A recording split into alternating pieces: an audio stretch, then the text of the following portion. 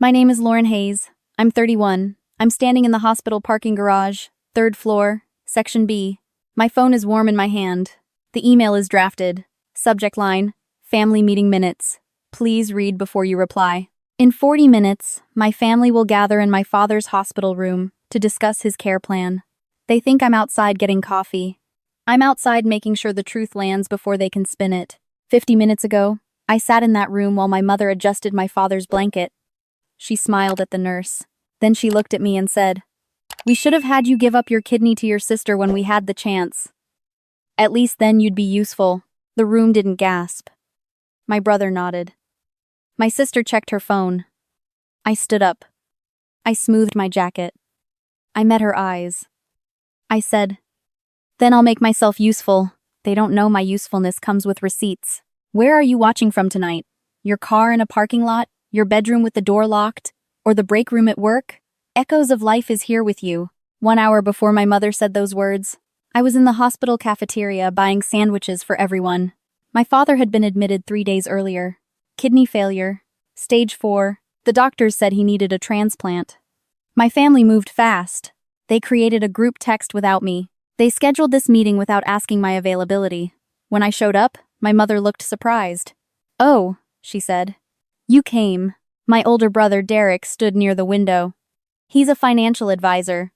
He wore his work clothes like armor. He talked about Dad's insurance, his retirement accounts, his property. He used words like liquidate and maximize and distribute. He didn't use words like save or fight or hope. My younger sister Ashley sat in the corner scrolling through her phone.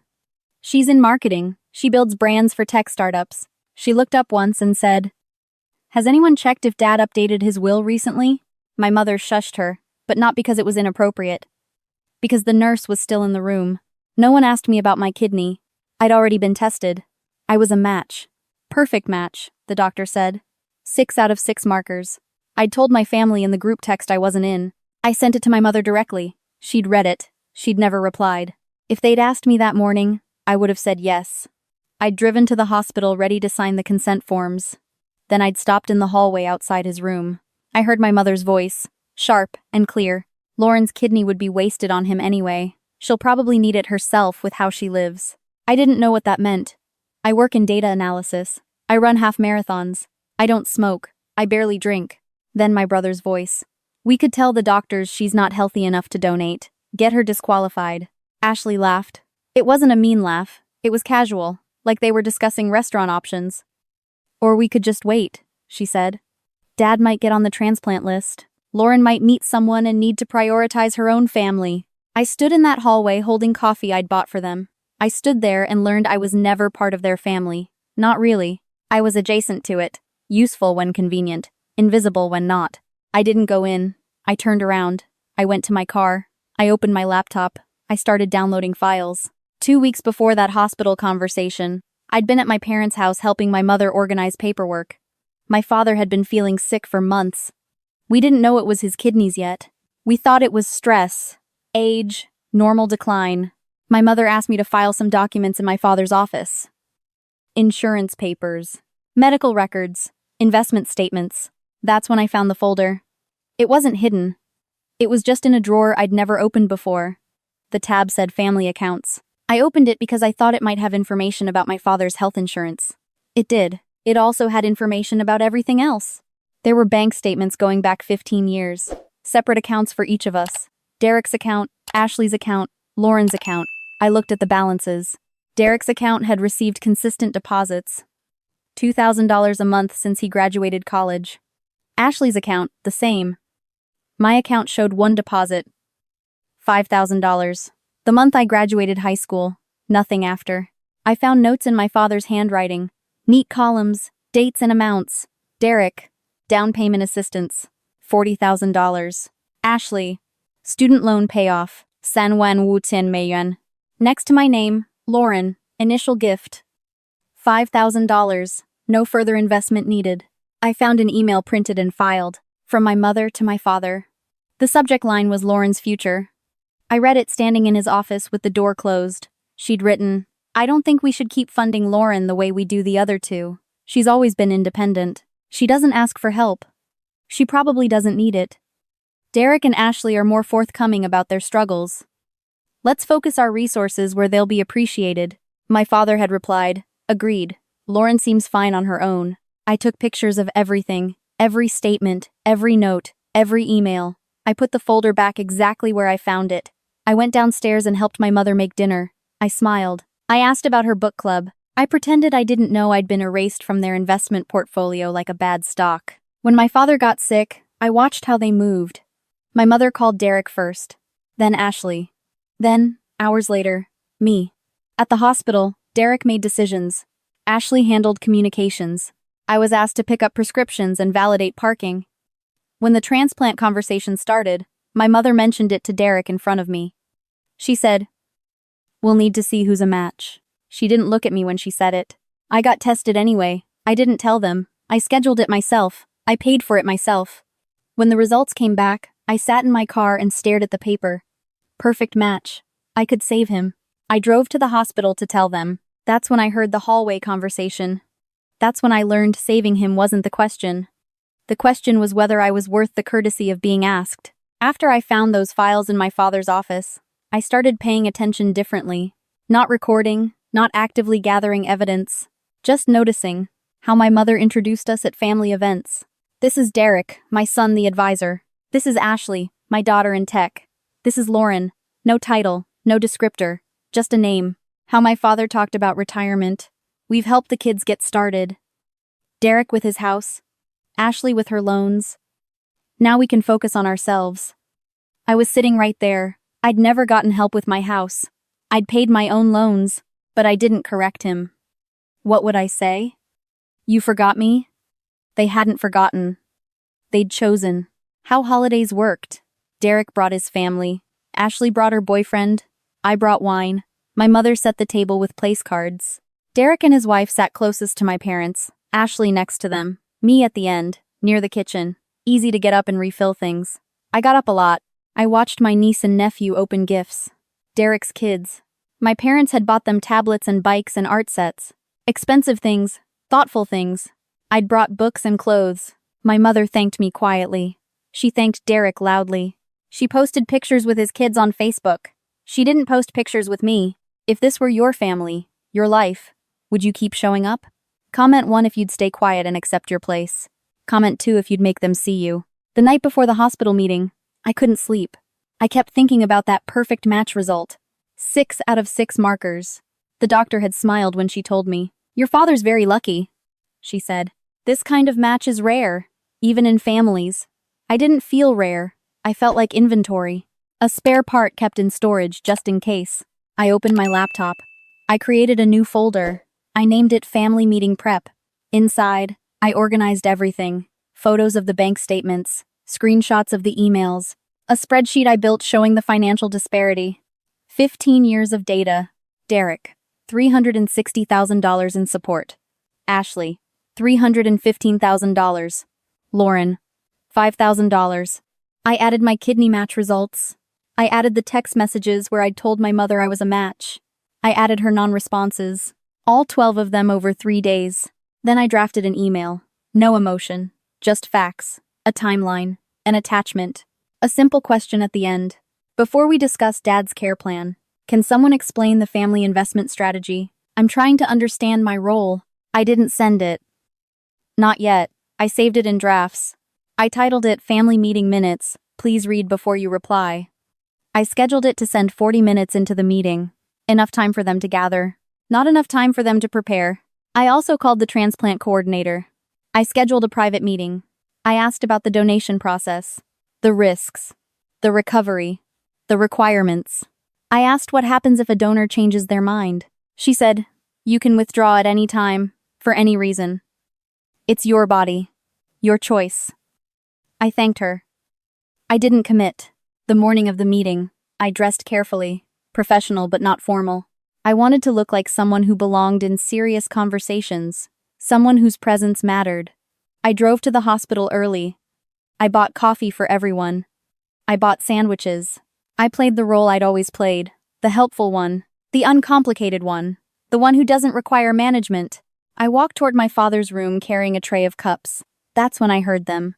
The door was cracked. My mother's voice. Lauren's kidney would be wasted on him anyway. My brother agreeing. My sister laughing. I stopped walking. I stood there holding coffee that was burning through the cardboard. I listened to them discuss ways to disqualify me, to bypass me, to erase me from this decision, the way they'd erased me from everything else. I walked back to the elevator. I rode down to the parking garage. I sat in my car. I opened my phone. I moved the email from drafts to scheduled send. 40 minutes from now, right in the middle of their meeting. Then I opened my text thread with the transplant coordinator. I typed, "I need to discuss concerns about my donation. Can we meet today?" She replied immediately, "I have time at 2 p.m. Is everything okay?" I wrote back, "I'm not sure yet, but I need to understand all my options." Then I sat there, breathing, waiting, watching the time. At 38 minutes, I got out of the car. I walked back into the hospital. I took the elevator to the 4th floor. I walked down the hallway. I stopped outside my father's room. I could hear them inside, talking, planning, deciding. Without me, I checked my phone. 2 minutes. I pushed the door open. Everyone looked up. My mother smiled, tight and surprised. "Lauren," she said, "we were just talking about you." "I know," I said. I sat down in the empty chair near the door. I placed my phone on my lap. Screen up. 1 minute. Derek cleared his throat. "We were discussing Dad's options. The transplant list. The wait time. The likelihood of finding a match." "You found one," I said. "Me." Ashley looked up from her phone. "Right. But we were thinking maybe we should explore other options first. You know. In case you're not, healthy enough." "I'm healthy," I said. "Perfect match. 6 out of 6 markers." My mother folded her hands. "Lauren, honey, we know you want to help. But this is a big decision. We need to think about your future. What if you need your kidney someday? What if you want to have children?" "I might want children," I said. "But I definitely want honesty." My father stirred in his bed. He'd been quiet this whole time. He looked at me. He looked tired, sick, small. "Lauren," he said, "we're just trying to protect you." My phone buzzed. Once, twice, 3 times. Derek's phone buzzed. Then Ashley's. Then my mother's. They all looked down. I watched their faces change. Confusion first, then recognition, then something like fear. Derek opened the email. I watched him scroll. His jaw tightened. He looked at me. "What is this?" "Family meeting minutes," I said. "I thought everyone should have the same information before we make decisions." My mother was reading faster. Her hand went to her throat. "Lauren, this is private. This is taken out of context." "Is it?" I asked. "Because the context I see is 15 years of deposits to Derek and Ashley. 15 years of nothing to me. Not because I didn't need help. Because you decided I didn't deserve it." Ashley's face went red. "You never asked." "Neither did you," I said. "But you got $315,000 anyway." The room went quiet, the kind of quiet that hums. My father closed his eyes. My mother stood up. Her voice shook. "You had no right to go through our files. You had no right to exclude me from our family," I said. I stood up too. "But here we are." Derek tried next. Reasonable voice. Advisor voice. "Lauren, if this is about money, we can talk about that later. Right now we need to focus on Dad." "We are focusing on Dad," I said. "You want to focus on his transplant. I want to focus on why you discussed disqualifying me without asking me first." Silence again. Longer this time. My mother sat back down. She looked smaller.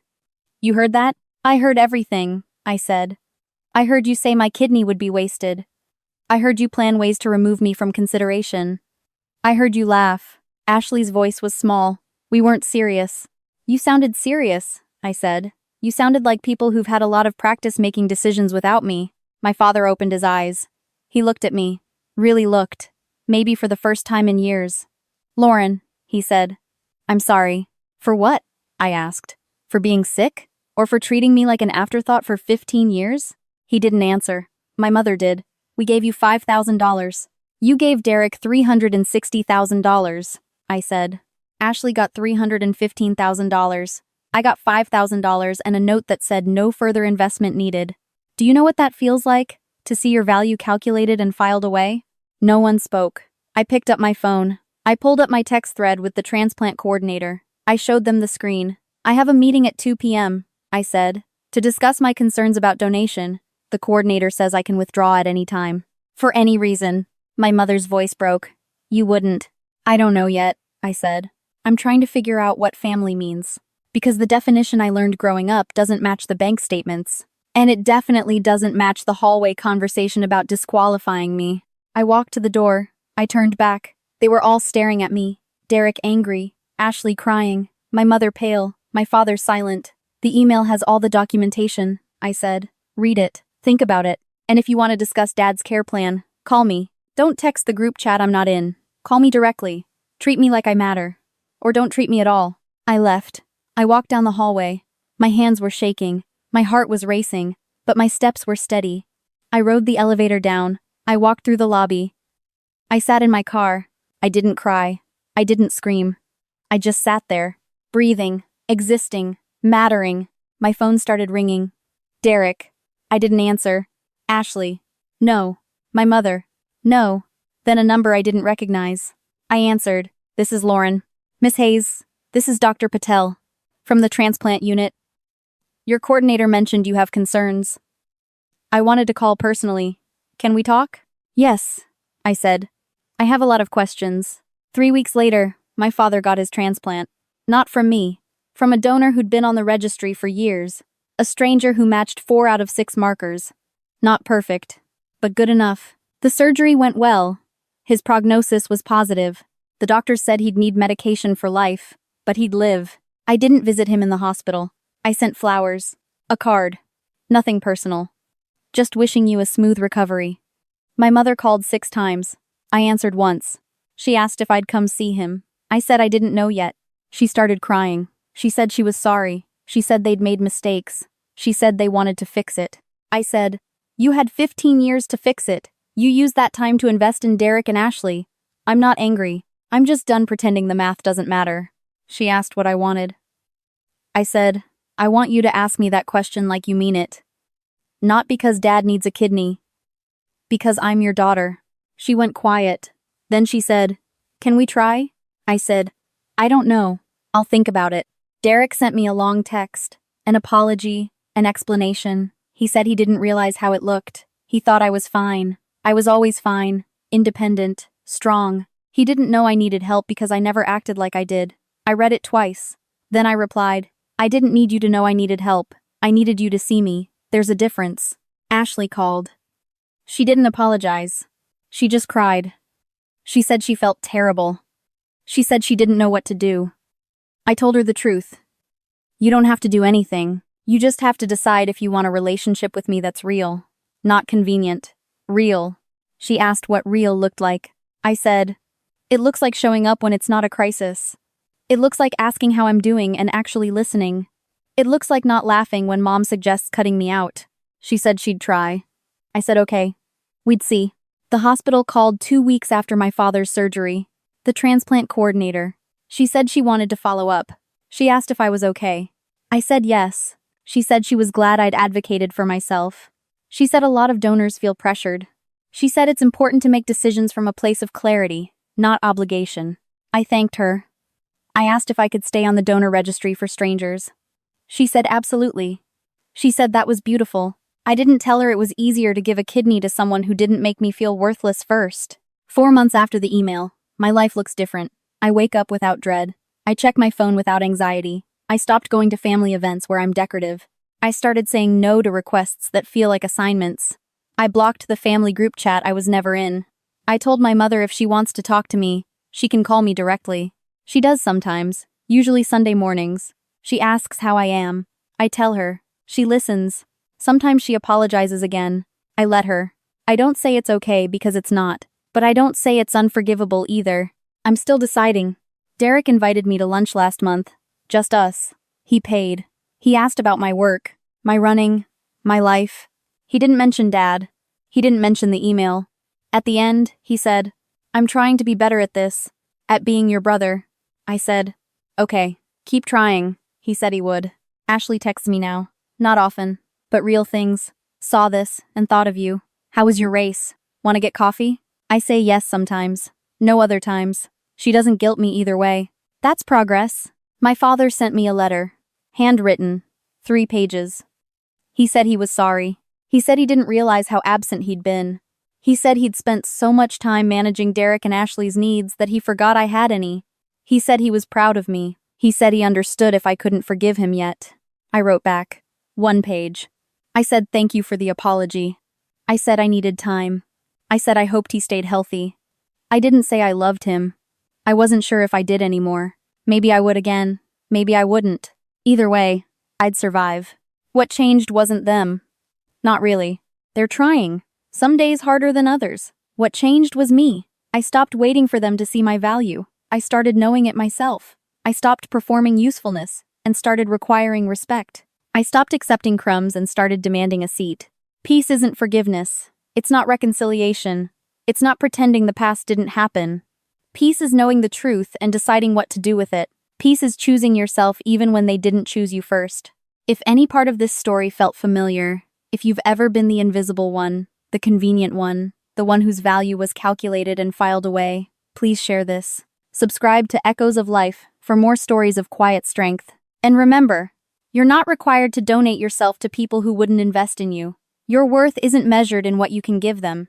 It's measured in what you know you deserve. And stay close for the next story.